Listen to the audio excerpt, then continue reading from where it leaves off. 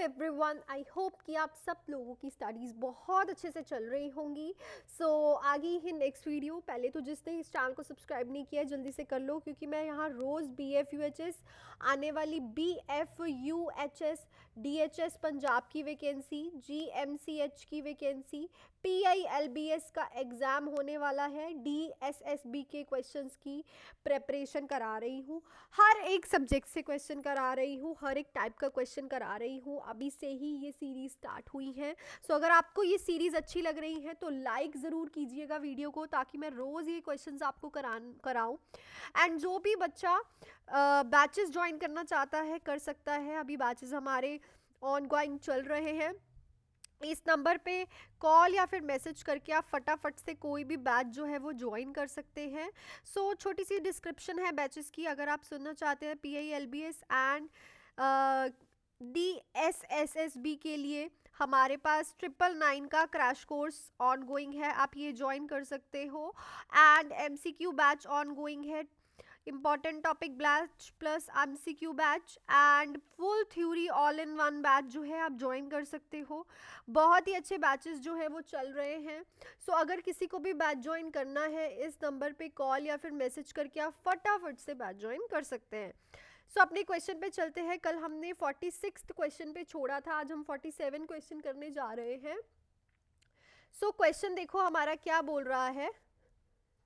Question है कि एक 6 years ओल्ड बॉय है, एडमिट हुआ है हॉस्पिटल में विद डायबिटिक कीटोएसिडोसिस, ठीक है। Which manifestation should the nurse expect to observe. Diabetic ketoacidosis का पेशेंट है, बॉयज है, छोटा बच्चा है, 6 years का है, ठीक है। तो कौन सी मैनिफेस्टेशन इस बच्चे में देखने को मिलेगी? Seizures and trembling, pallor and sweating, vomiting and dry mucous membrane, hunger and diplopia. देखो, जब जब कीटोन बॉडीज निकलती हैं वहाँ पे ड्राइनेस कॉज करती हैं, ठीक है।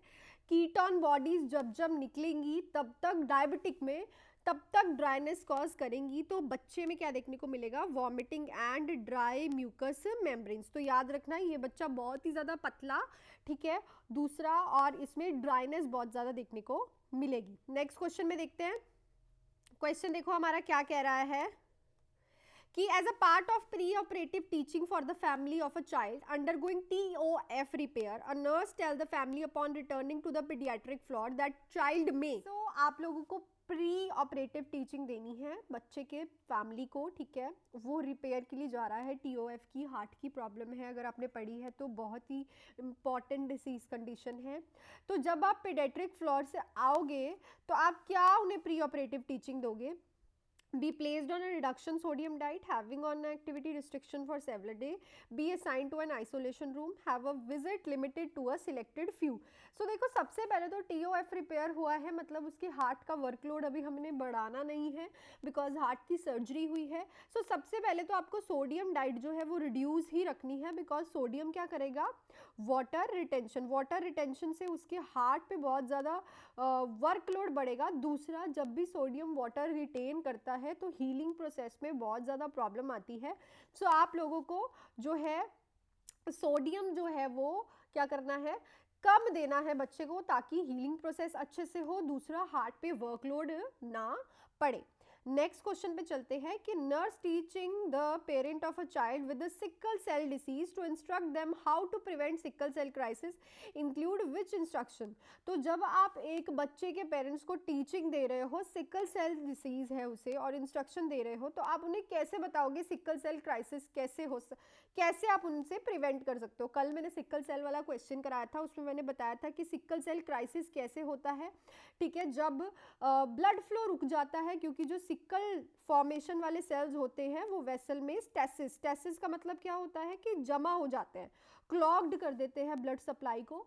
तो जिस जिस वेसल में ये क्लॉग्ड हो जाएंगे वहाँ वहाँ ब्लड सप्लाई नहीं जाएगी, ऑक्सीजन नहीं जाएगी, वहाँ पे उसको क्राइसिस अक्कर होगा। बहुत ही पेनफुल कंडीशन होती है। सो अब आप इसको प्रिवेंट कैसे कर सकते हो सिकल सेल क्राइसिस को? तो ऑप्शंस हैं, restrict the child and take to less than 1 litre per day, drink at least 2 litre of fluid per day, stay away from other teenagers, avoid physical activities. So देखो, avoid करने के लिए सबसे ज्यादा important है, इसमें सबसे ज्यादा इंपॉर्टेंट होता है कि हाइड्रेशन मेंटेन करके रखनी है बॉडी में, ठीक है, बच्चे की बॉडी में आपको हाइड्रेशन मेंटेन करके रखनी है, जिससे स्टेसिस जो है वो कम होता है, ठीक है। अगर आप बॉडी में फ्लूइड प्रॉपरली दे रहे हो बच्चे को, तो जो स्टेसिस है ना, जो सिकल सेल का स्टेसिस है वेन्स में, ब्लड वेसल्स में हो रहा है, वो कम होगा। तो फ्लूइड हाइड्रेशन मेंटेन रखनी है, कम नहीं देनी, ताकि बॉडी जो है प्रॉपरली हाइड्रेटेड रहे और स्टेसिस जो है वो ना हो। नेक्स्ट क्वेश्चन देखो, which of the following would indicate an infant with tracheoesophageal fistula need suctioning. तो ट्रेक्योइसोफेजियल फिस्टुला वाले बच्चे को आप कैसे पता चलेगा कि उसको सक्शनिंग की नीड है? बहुत इंपॉर्टेंट क्वेश्चन है। और एक और बात बोलना चाहूंगी, वीडियो को स्किप करके देखोगे कभी कुछ समझ नहीं आएगा, ठीक है। जो थोड़ा बहुत आना भी है वो भी आपको भूल जाएगा। प्रॉपरली एक्सप्लेनेशन सुना करो, अपने दिमाग में बिठाया करो, स्लो करके देख लिया करो वीडियो को, पर उस चीज को अपनी कॉपी पे नोट कर लिया करो जरूर, ठीक है। ट्रेक्यो इसोफेजियल फिस्टुला क्या होता है? ट्रेक्यो और इसोफेगस के बीच में एक एबनॉर्मल कनेक्शन बन जाना, ठीक है, एबनॉर्मल कनेक्शन बन जाना। अब इस पेशेंट में देखो, जब जब वो इसोफेगस से कुछ भी खाएगा तो वो ट्रेकिया में जाके क्या करेगा? प्रॉब्लम देगा, ठीक है। सो इस बच्चे में सक्शनिंग बहुत फ्रीक्वेंटली होती है। सो कौन सी ऐसी इंडिकेशन बताएगी कि अब इसमें सक्शनिंग आपको करनी है?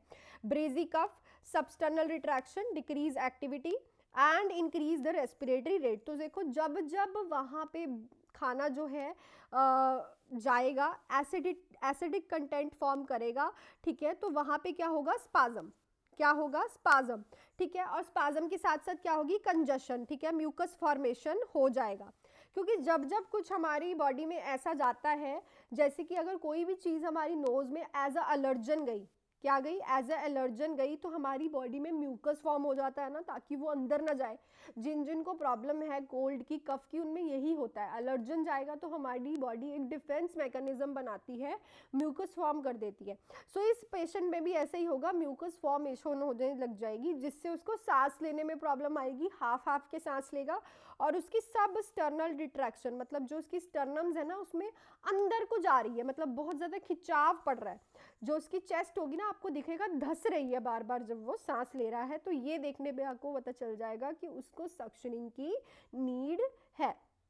नेक्स्ट देखो, a toddler is brought to the emergency room after ingesting and undetermined amount of drain cleaner, the nurse should expect to assist with which of the following first. So एक toddler आया है emergency room में, ठीक है, उसने ना drain cleaner P लिया है, जो आप हार्पिक वगैरह यूज करते हो, ठीक है, एसिडिक वाले। सो इंजस्ट कर लिया, पर ये नहीं पता कि कितना अमाउंट उसने ले लिया है। तो नर्स अब एक्सेप्ट कर रही है कि विच ऑफ द फॉलोइंग उसे करना है। अब क्या करेगी वो?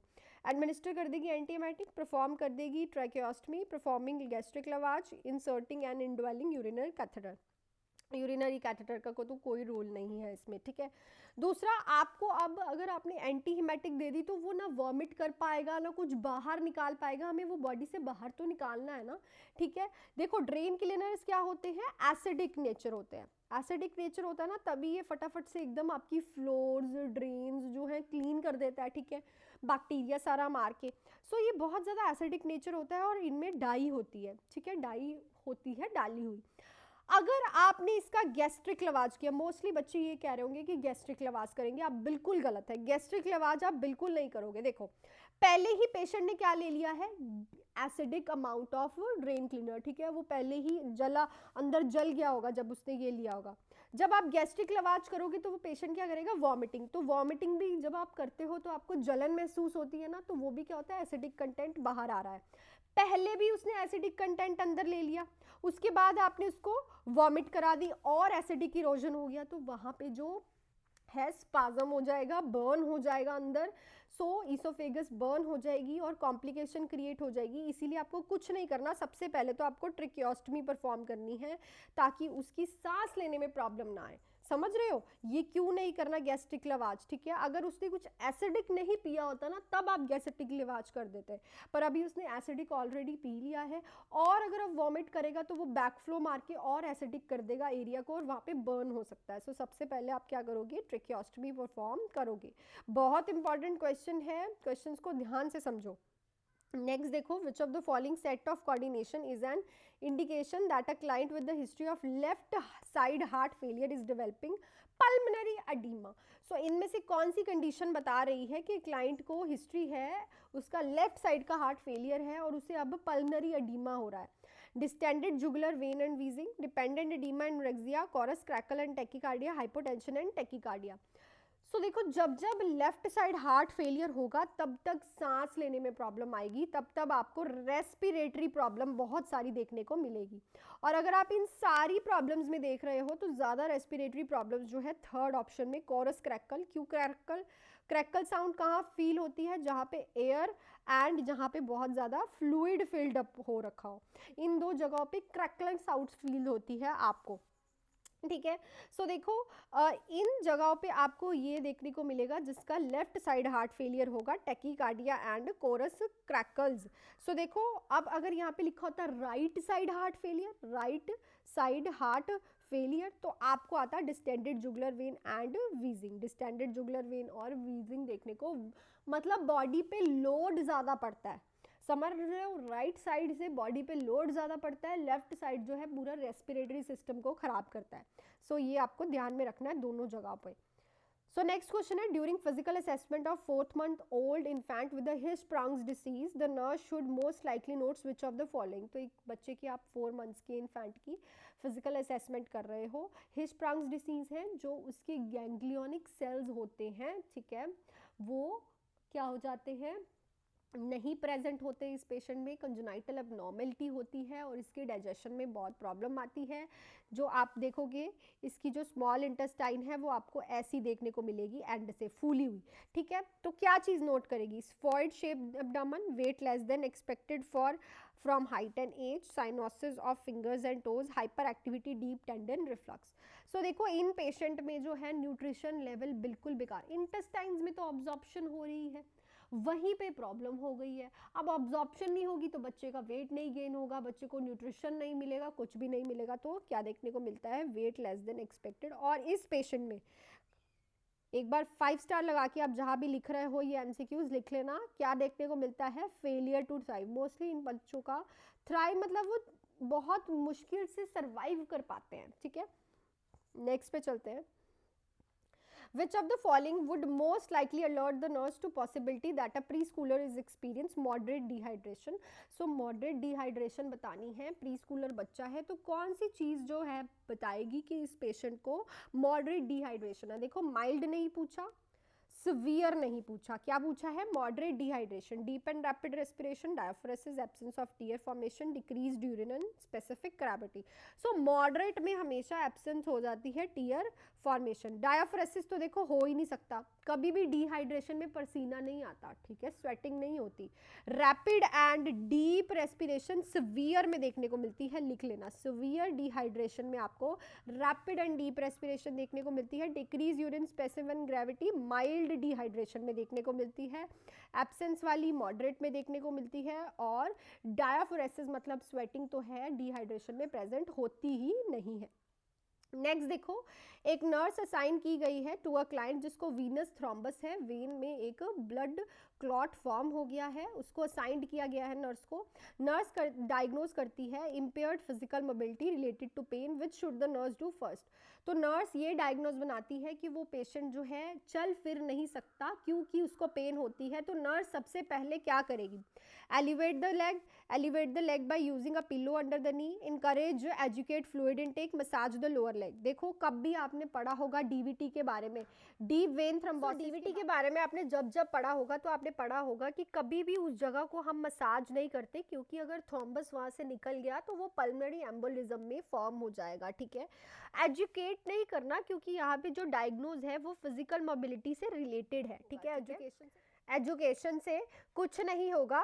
सो देखो, एलिवेट सब जो राइट है वो बता देती हूँ आपको, लेग को एलिवेट करके रखना है, that's the right option. Under the knee के अंडर पिल्लो क्यों नहीं रखना? देखो ध्यान से, ये पेशेंट की लेग है, ठीक है, अगर आपने इसके अंदर यहाँ पे पिल्लो रख दिया, ये इसकी लेग एलिवेट हो गई, ठीक है, तो जो इसके नी है ना उस पर बहुत ज़्यादा प्रेशर पड़ेगा और इसे फिर से जॉइंट पेन स्टार्ट हो जाएगी। समझ रहे हो? आप अपनी नी के नीचे पिल्लो रख के देखना और एलिवेट करके देखना, आपकी जो नी है ना उस पर प्रेशर पड़ेगा और आपको जॉइंट पेन फील होने लग जाएगी थोड़े टाइम बाद। सो सिंपली आपको एलिवेट करनी है leg of the patient. Next question है, क्लाइंट है एडमिट हुआ है नर्सिंग होम में, उसको एक्यूट ऑनसेट हुआ है शॉर्टनेस ऑफ ब्रेथ का, डिसिप्निया, तो डायग्नोज हुआ है पल्मोनरी एम्बोलिज्म का। Most common cause of pulmonary embolism is, तो शॉर्टनेस ऑफ ब्रेथ है, ऑब्वियसली पल्मोनरी एम्बोलिज्म का डायग्नोज निकलेगा। एम्बोलस बन रहा है तो सांस लेने में प्रॉब्लम तो आएगी ही। तो अब आप क्या मोस्ट कॉमन कॉज समझोगे इसका? improve the cerebral perfusion, decrease the vascular permeability, dissolved emboli, prevention of further cerebral hemorrhage। so देखो, क्वेश्चंस को समझना आपकी जिम्मेदारी है। अगर आप बैच में नहीं हो तो इट मीन्स कि आपकी प्रिपरेशन प्रॉपरली है। अगर आपसे पेपर क्लियर नहीं हो रहा है, it means you need a proper disciplined and well mannered theory, ठीक है। तो इस क्वेश्चन को अब जानना मैं चाहती हूँ कि आप मुझे कमेंट सेक्शन में लिख के बताओ, ताकि मैं भी आपको इवेलुएट कर पाऊँ कि आप किस लेवल पे सोचते हो कि अगर किसी को पल्मोनरी एम्बोलिज्म हुआ है तो इन चारों में से उनका कौन सा मोस्ट कॉमन कॉज हो सकता है। मतलब ये 4 कॉज आपको बता रखे हैं, इनमें से कौन सा कॉज जो है पल्मोनरी एम्बोलिज्म क्रिएट कर सकता है पेशेंट की बॉडी में। सो ये आप मुझे लिख के दिखाओगे कमेंट सेक्शन में।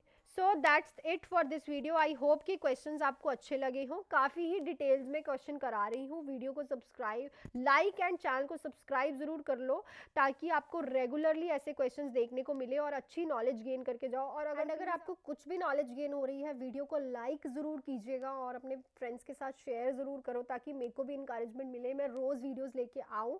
सो अगर आपको कोई भी बैच ज्वाइन करना है, मेरे से अच्छे से पढ़ना है, फुल डिटेल में आपको मेरी फैमिली को ज्वाइन करना है जो ऑलरेडी बैचेस चल रहे हैं, तो आप इस नंबर पे कॉल या फिर मैसेज करके बैचेस की डिटेल ले सकते हैं। PILBS एंड DSSB वालों के लिए तो 999 का क्रैश कोर्स चल रहा है, फटाफट से ज्वाइन कर लो। बहुत ही अच्छा क्रैश कोर्स है, रिव्यूज़ बहुत ही ज़्यादा अच्छे हैं। MCQ बैच है, important topic plus MCQ batch है, और जिसकी थ्योरी नहीं अच्छी उनके लिए फुल थ्योरी बैच भी मेरा चल रहा है। सो आप इस नंबर पे कॉल या फिर मैसेज करके सारी डिटेल्स ले सकते हो। तब तक के लिए all the best, do hard work. मिलती हूँ कल की वीडियो में। Bye everyone.